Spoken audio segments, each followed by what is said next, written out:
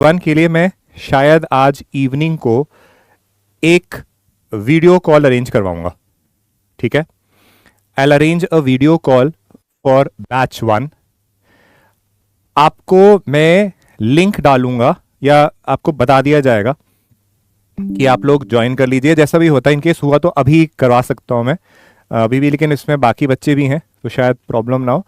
Still एक काम करते हैं कि हो सकता है तो मैं अभी थोड़ी देर में इसी में ही, क्योंकि हमारा 1.5 आवर्स का होता है, सो ठीक है ना, 1.5 आवर्स का होता है, तो मैं एल सी की अगर मैं आज ही आपके साथ आप कई बैचेस को आगे पेपर 2 का भी एक्सेस साथ में दे दिया जाएगा, ताकि आप लोगों का अच्छा कंटेंट मिला एथनो आर्कियोलॉजी का, वो भी मैं डाउनलोड करके वर्ड फॉर्म में आपके उसमें डाल दूंगा। तो मेरी एक रिक्वेस्ट इवैल्यूएटेड, बट मैं हमेशा कोशिश करते कि इवैल्यूएट हल्का सा कोई भी पेपर बनाओगे ना या शॉर्ट नोट्स बना रहे हो, थोड़ा सा डिस्क्रिप्शन विद रिस्पेक्ट टू इनका टाइम पीरियड,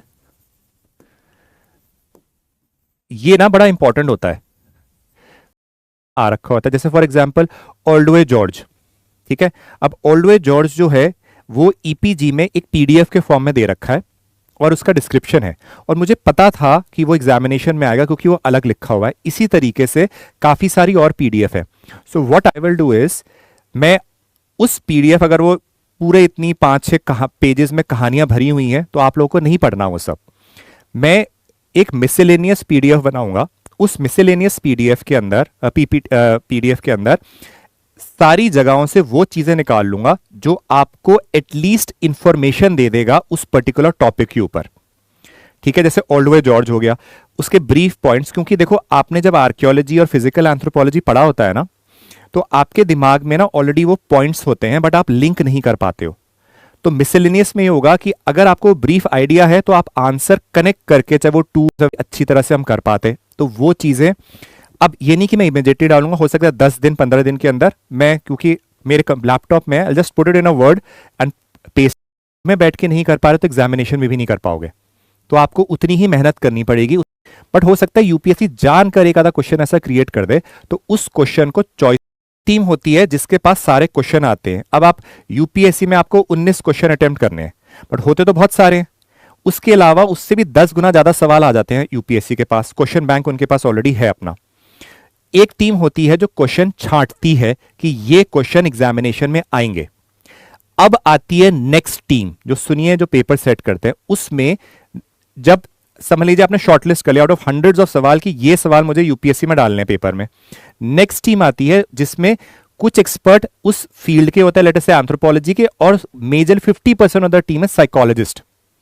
साइकोलॉजिस्ट वो होते हैं जो उस पेपर को अरेंज करते हैं कि इस तरीके से ये सवाल हो, इस तरीके से ये हो।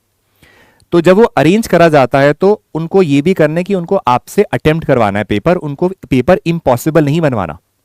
क्या पेपर उसके लिए है, जो लोग क्वालिफाई करते हैं उन पे ये क्वालिटीज होती हैं। वो बाद में सर्विस में जाके कुछ साल बाद एरोगेंट हो रहे या नहीं हो रहे वो अलग बात है, that is a different scenario. But अगर आपके पास ये क्वालिटीज नहीं है, आपका क्वालिफाई करना डिफिकल्ट हो जाएगा।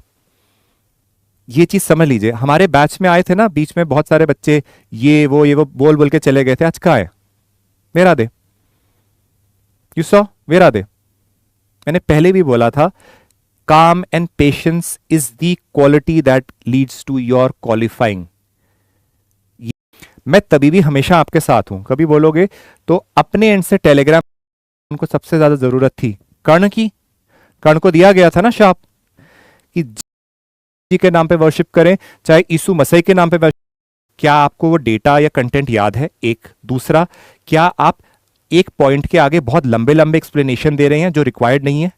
दूसरा, तीसरा, रिकॉलिंग पावर हो गई, तो आपको एक्शन लेना पड़ता है। Because difficult, Shivam I completely understand. फिर होगा ये कि आप कुछ टाइम बाद जब प्रीलिम्स नजदीक आता है तो आप लोगों के पास ये होगा, फिर हड़बड़ी होगी। आज टाइम है, दिसंबर जनवरी में चीजें कर सकते हो, उसके बाद नहीं अटेम्प्ट कर पाओगे। ये चीज सबसे अवेलेबल होती है, वो है फ्री की एडवाइस, राइट। हर व्यक्ति के लिए अलग